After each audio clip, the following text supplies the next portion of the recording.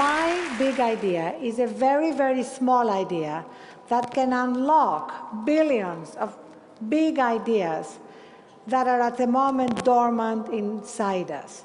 And my little idea that will do that is sleep.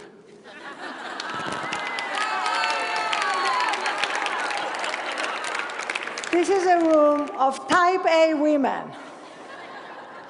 This is a room of sleep-deprived women. And I learned the hard way the value of sleep. 2.5 years ago, I fainted from exhaustion. I hit my head on my desk. I broke my cheekbone. I got 5 stitches on my right eye. And I began the journey of rediscovering the value of sleep.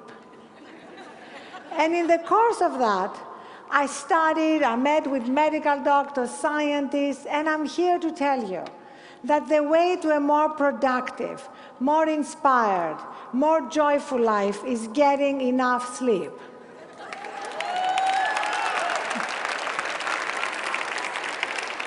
And we women are going to lead the way in this new revolution, this new feminist issue. We are literally going to sleep our way to the top, literally.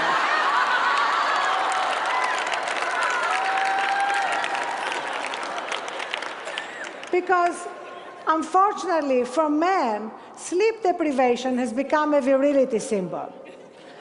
I was recently having dinner with a guy who bragged that he had only gotten 4 hours sleep the night before. And I felt like saying to him, but I didn't say it, I felt like saying, you know what? If you had gotten 5, this dinner would have been a lot more interesting. There is now a kind of sleep deprivation one-upmanship. Especially here in Washington, if you try to make a breakfast date and you say, how about 8 o'clock? They're likely to tell you, 8 o'clock is too late for me, but that's okay, you know, I can get a game of tennis in and do a few conference calls and meet you at 8. And they think that means that they are so incredibly busy and productive, but the truth is they're not. Because we at the moment have had brilliant leaders in business, in finance, in politics, making terrible decisions. So a high IQ does not mean that you're a good leader, because the essence of leadership is being able to see the iceberg before it hits the Titanic. And we've had far too many icebergs hitting our Titanics. In fact, I have a feeling that in Lehman Brothers was Lehman Brothers and Sisters. They might still be around.